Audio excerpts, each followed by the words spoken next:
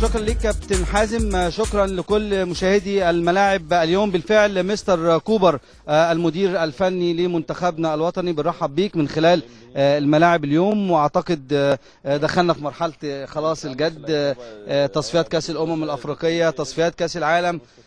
كان الله في العون. اعتقد مسؤوليه كبيره جدا، ازاي هتفصل ما بين الاستعداد لكاس العالم وازاي هتفصل ما بين استعداد لكاس الامم الافريقيه.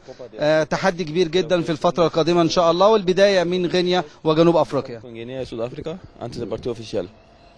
Lo primero que tenemos que pensar es que tenemos dos partidos amistosos. اكتر حاجه نركز فيها دلوقتي هي المباراتين الوديتين، y que es la preparación en resumen de lo que viene lo más pronto posible, que es el Congo. هو ده هيكون ده اخر تحضير للمباراه الاهم اعتقد لينا كلنا في الفتره الحاليه اللي هي مباراه الكونغو.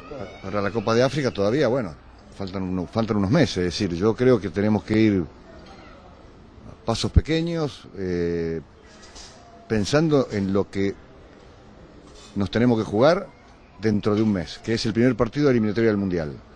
تركيزنا كله منصب دلوقتي على المباراه اللي هي على بعد خطوات قليله اللي هي مباراه الكونغو، لكن لسه كاس افريقيا لسه اعتقد في كذا شهر لسه فاضل لسه. centrarnos en ese partido. وان احنا نركز على قد ما نقدر في المباراه الجايه دي. Ya la Copa de África ya habrá tiempo.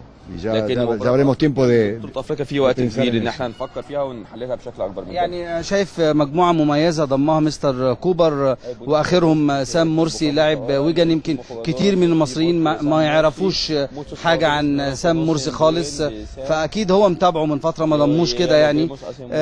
ايضا وجود رمضان صبحي في الدوري الانجليزي، عمر جابر في الدوري السويسري بجانب النني وصلاح، يعني مجموعه مش بعيده على مستر كوبر. لكن اعتقد الفتره القادمه عندهم تحديات اخرى وعندهم فكر اخر في الفتره القادمه.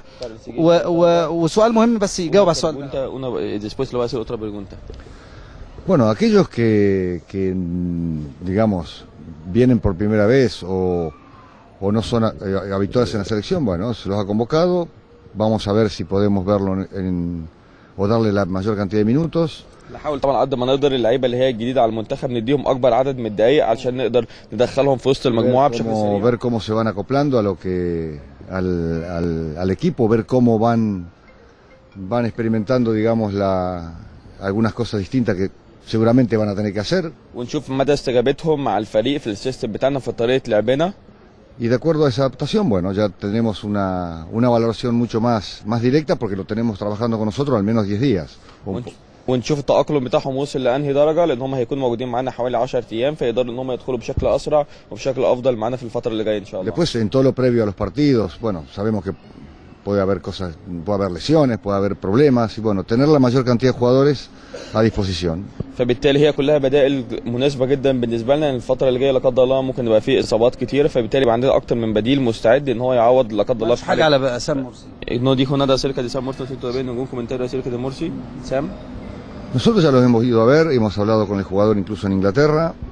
Bueno, y شفناه اتكلمنا معاه في انجلترا بشكل اقرب. seguramente creemos que es buen jugador, si no lo hubiéramos اعتقد ان هو لعيب كويس، لان احنا عشان كده احنا تمينا استدعائه وخلصنا ورقه. Y vamos a ver si podemos, con lo poquito que casi nada ha trabajado, porque لكن بالوقت بالحاجه الاهم ya tenemos mañana un partido. التأقلم بتاعه احنا عندنا بكره مباراه وهو جه امبارح، فبالتالي الوقت ضيق جدا. نحاول نشوف مدى استجابته معانا. intentar que tenga minutos. ونحاول ان هو نديله بكره ان شاء الله جزء حتى من المباراه نقدر ان هو مش تجربه ليه او كده او اختبار مثلا كلاعب خالص. como una prueba definitiva, simplemente intentar que juegue minutos. ان هو نديله دقايق نقدر نشوف مدى استجابته ان شاء الله. الحاجات اللي هو الحديث في الاعلام المصري والصحافه المصريه الا عن لاعبي الاهلي ولاعبي الزمالك والاحداث اللي مروا بيها في الفتره الاخيره في مباراه الكاس. ازاي هيتعامل مستر كوبر؟ واعتقد ان هو حاطط السيستم كويس جدا في منتخب مصر، لكن هل واجد صعوبه في التعامل مع لعيبه الاهلي ولاعيبه الزمالك وضمهم او دمجهم مع بعد الاحداث الاخيره؟